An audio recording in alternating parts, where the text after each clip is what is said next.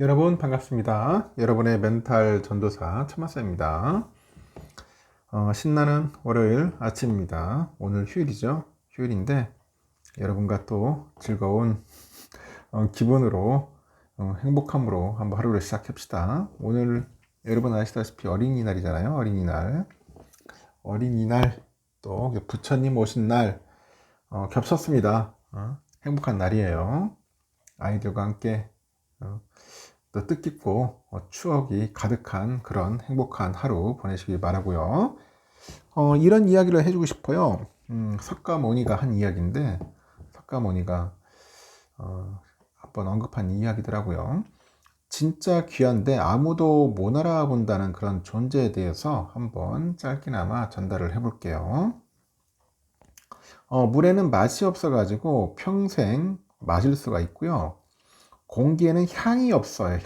향이 없어서 평생 마실 수가 있는 겁니다. 세상에는 물이나 공기와 같은 그런 존재들이 있어요. 너무나 익숙하고 당연해 보여서 귀한 줄도 몰라. 귀한 줄도 모르는데 하여튼 그런 모르고 사는 존재들이 있은 거죠. 여러분의 부모나 어릴 적 친구, 긴 시간을 함께한 남편이나 아내 등등 있어요. 그래서 우리의 삶을 지탱하는 건 눈부시고 특별한 그런 존재들이 아니라는 겁니다. 이처럼 조용하고 익숙하게 내 곁에 머물러 있는 존재들이죠. 특별한 일이 있어도 아침에는 뭐 잘 잤냐, 잘 잤냐 이렇게 물어보는 사람도 있고, 저녁에는 뭐 별일 없었냐 라고 물어보는 그런 존재들이야말로 사실은 가장 귀한 인생의 보물일지도 모릅니다. 오늘 아침이나 저녁에 어제와 똑같은 그런 안부를 물어보는 사람이 있다면 그 사람이야말로 여러분의 인생에서 가장 소중히 여겨야 할 사람이라는 걸 절대로 잊지 마세요. 알겠죠? 소중한 사람들, 하여튼 많을 겁니다. 그런 사람들을 잊지 않는 그런 하루가 되었으면 좋겠네요. 그러면 또 휴대폰 관련된 이야기인데요. 스마트폰 관련된 이야기도 있는데, 일단 갤럭시 하면 또 삼성, 아이폰 하면 애플.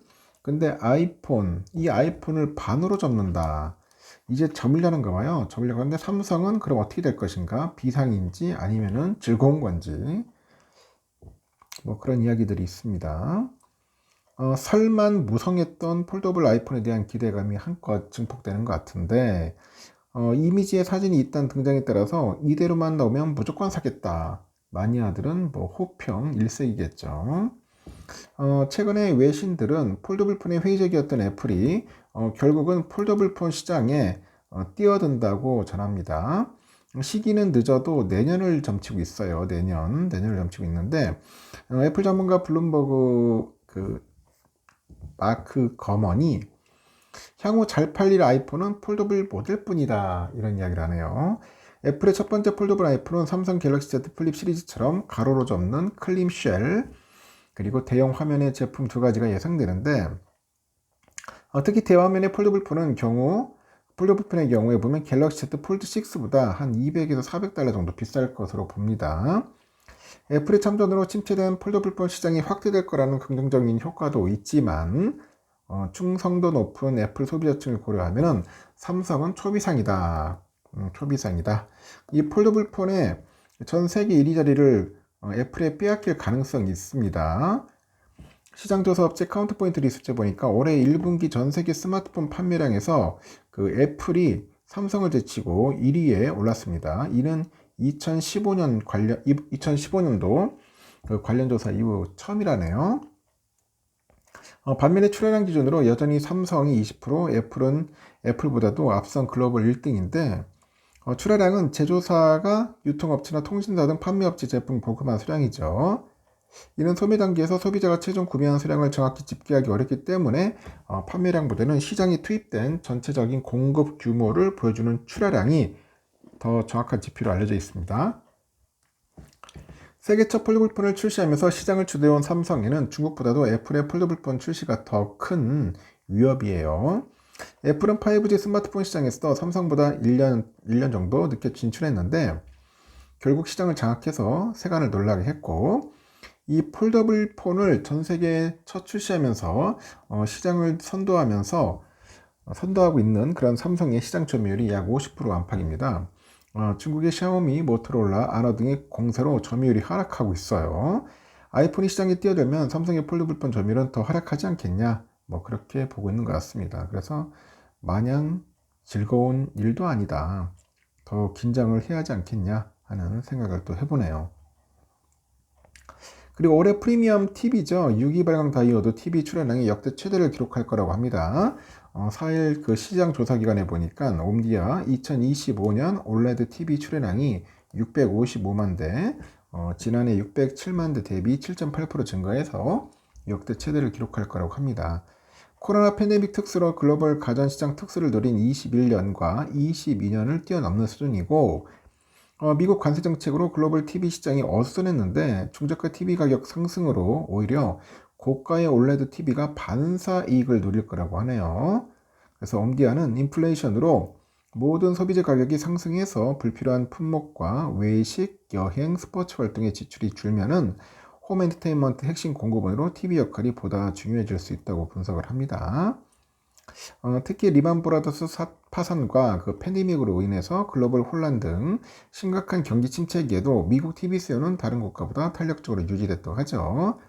이렇게 올레드 TV는 삼성전자, LG전자 이렇게 글로벌 시장의 76%를 차지하고 치열한 경쟁을 벌이네요.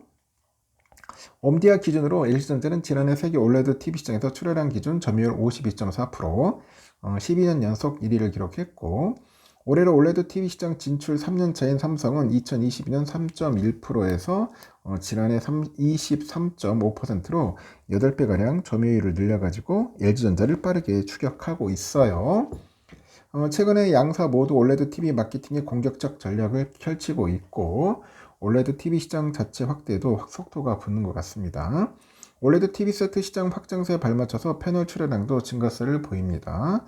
옴디아는 올해 1분기 올레드 TV 패널 출하량을 전년 동기 대비 약 10% 증가한 140만 대로 추산을 했고, 특히 관세 정책 영향이 본격적으로 반영되는 2분기 출하량은 2분기 기준 역대 최대죠. 187만 대로 전망을 하는 것 같습니다. 187만 대 참고하시면 되겠습니다. 요즘 또 수출 관련해 가지고 다양한 얘기도 있네요. 유망 소비재 수출이 호조세인 것과 달리 한국의 주력 산업인 전통 제조업 수출에는 먹구름이 끼어 있더라. 트럼프 관세와 중국의 영향 때문이라고 하는데, 지난달 양대 수출 품목인 반도체랑 자동차 수출은 비교적 선방을 했어요. 근데 컴퓨터, 석유화학, 디스플레이, 일반 기계 등 나머지 주력 품목의 수출은 큰 폭으로 줄었다고 합니다.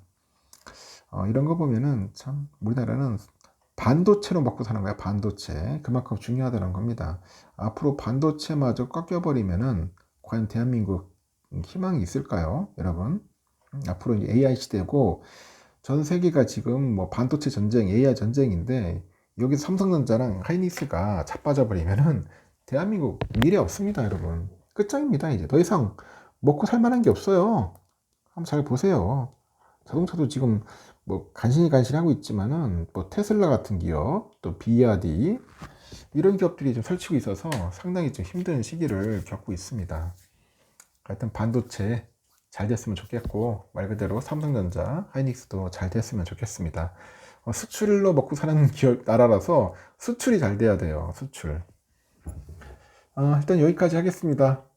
여러분 고생 많으셨고, 오늘 월요일 재미있게 행복한 시간 보내시기 바랍니다. 다음 시간에 봬요.